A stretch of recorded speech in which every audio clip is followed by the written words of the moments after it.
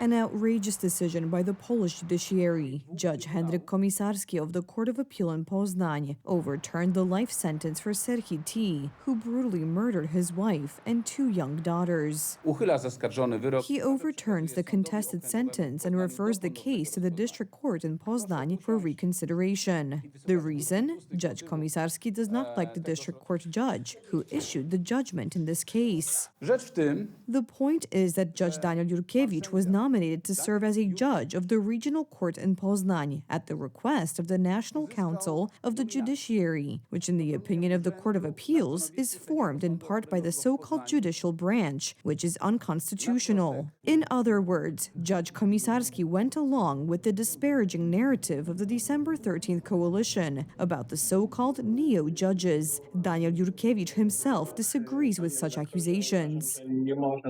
There can be no talk of any neo-judges here. I am a judge appointed by various presidents at the request of the National Council of the Judiciary. The current model of the National Council of the Judiciary, which is based on the German or Spanish model, where the courts also select members, is entirely consistent with this.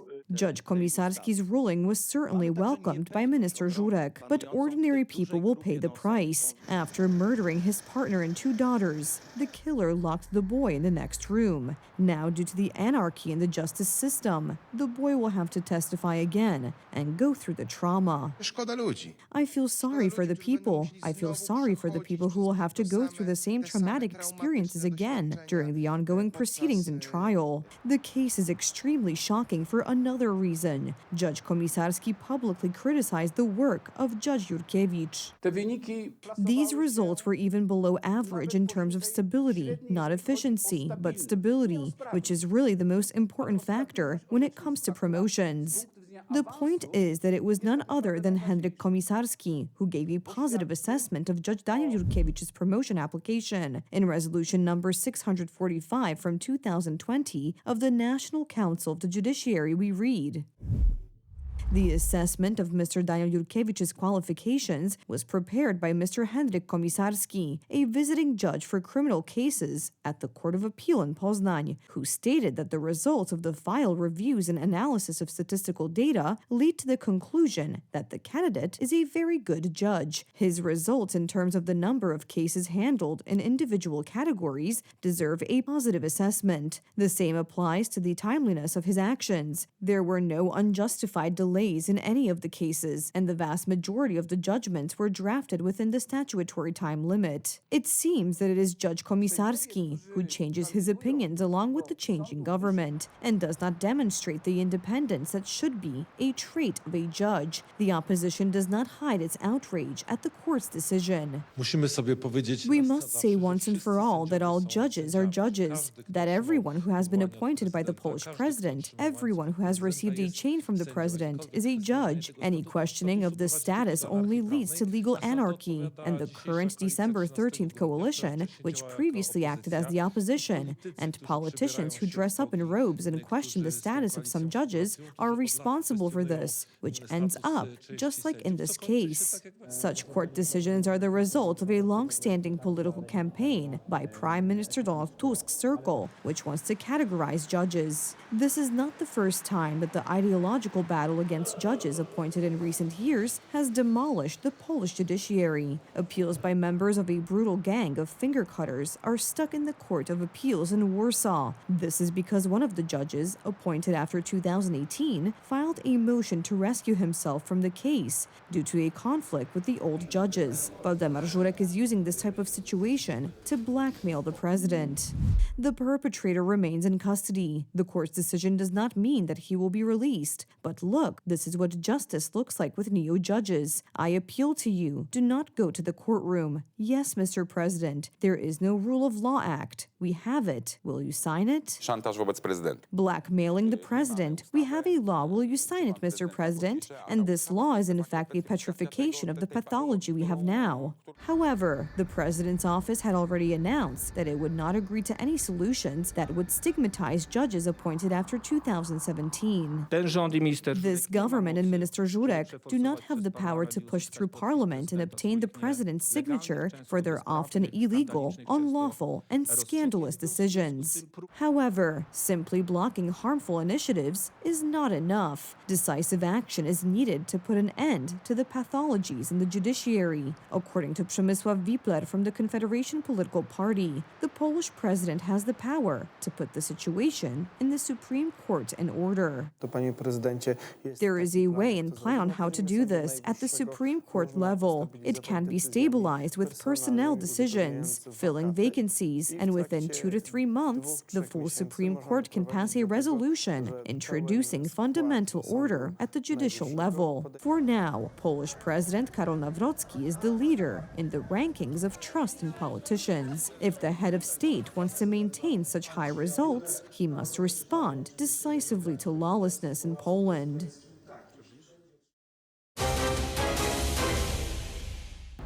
The announcement of the start of nuclear weapons testing and a decisive response to all those who use the nuclear argument in diplomacy today. The United States has announced a return to testing its arsenal in response to threats from Moscow, Beijing, and Pyongyang. According to information disclosed by the American media, the planned meeting between Putin and Trump in Budapest was definitively canceled by the White House due to Russia's scandalous proposal for a memorandum, the content of which was unacceptable not only to Kiev, but also to Washington.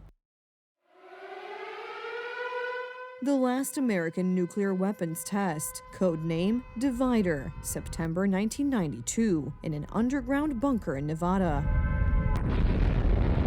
This was the first step by the U.S. towards limiting not only the tests themselves, but also the number of warheads. After 30 years, however, the twilight of the United States' dovish nuclear policy is approaching. It had to do with others. They seem to all be nuclear testing. We have more nuclear weapons than anybody. We don't do testing. We've halted it many years ago. But with others doing testing, I think it's appropriate that we do also. The Americans are not directly pointing to Russia, which in recent months has repeatedly used nuclear scare tactics when the classic narrative of military superiority was not enough. Then, of course, there is North Korea, which for decades has been touting its nuclear fist, capable of destroying the West. Finally, there is China, which is also no longer hiding its arsenal development. Russia and China have been testing nuclear delivery platforms over the past year. A year ago, China tested an intercontinental ballistic missile over the Pacific. And just in the past month, the Russians have tested a new nuclear-powered, nuclear-capable cruise missile that has incredibly long ranges. And they've also tested an underwater drone that could potentially carry nuclear weapons, according to Putin. It should therefore come as no surprise that Washington also wants to test its arsenal. It is still unclear whether this refers to tests of new weapons or those that the Americans already have in storage. It's an important part of American national security to make sure that this nuclear arsenal we have actually functions properly, and that's part of a testing regime. To be clear, we know that it does work properly, but you got to keep on top of it over time, and the president just wants to make sure that we do that. Americans want to be ready. Ready for what? Today? Probably for any eventuality. This follows reports of a review of Russia's nuclear arsenal and comes on the heels of failed diplomatic efforts to end the war in Ukraine. If the U.S. wanted to make a really big signal or send a really strong signal to Russia or China that it wanted to get back into nuclear competition, perhaps with new weapons designs, then it might want to return to testing for those reasons as well. According to media reports, the cancellation of the planned Trump-Putin meeting in Budapest was initiated by the White House. The decision was influenced by consultations with the Kremlin, which sent the Americans its memorandum for the meeting with the U.S. president. The conditions set by Moscow have not been revised, hence Washington's unequivocal decision.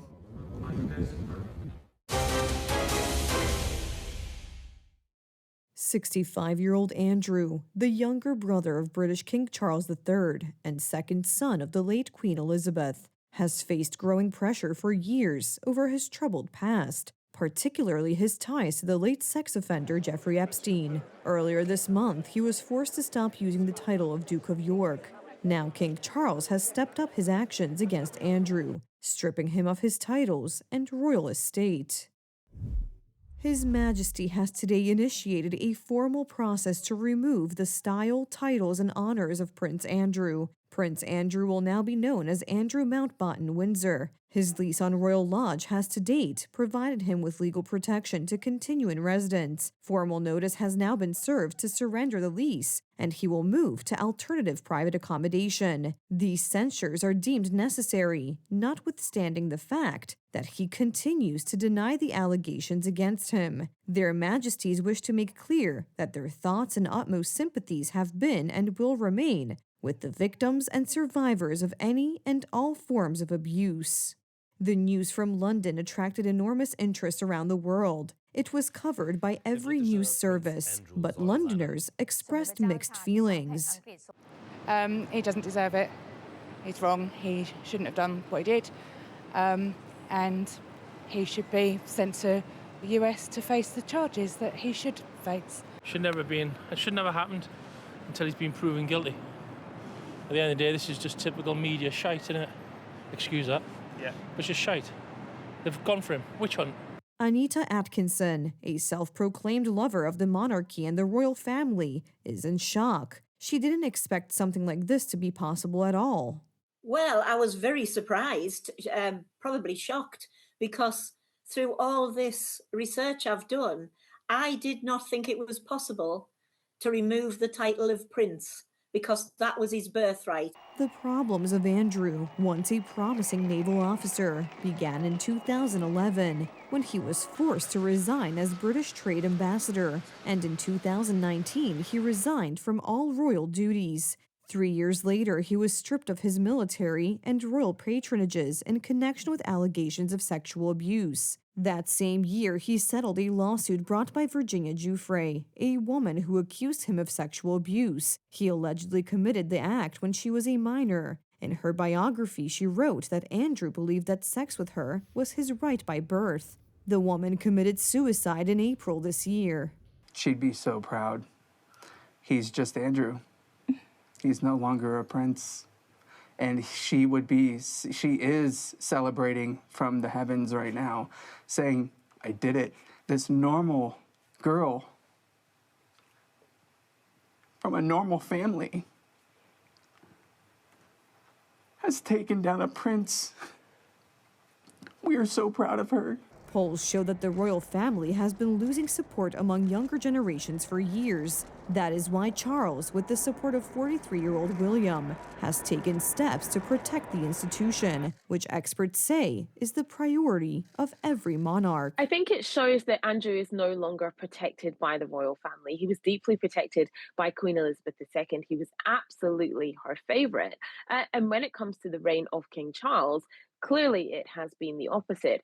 King Charles has wanted to get Andrew out of Royal Lodge for a long time, and now he has managed to do it. Also, William definitely has some influence in this as well. He doesn't want to have the Andrew problem when his reign comes to pass. This is one of the most dramatic steps against a member of the royal family in modern British history. King Charles is still undergoing cancer treatment, and his priority is to strengthen support for the monarchy before his eldest son, Prince William, inherits the throne.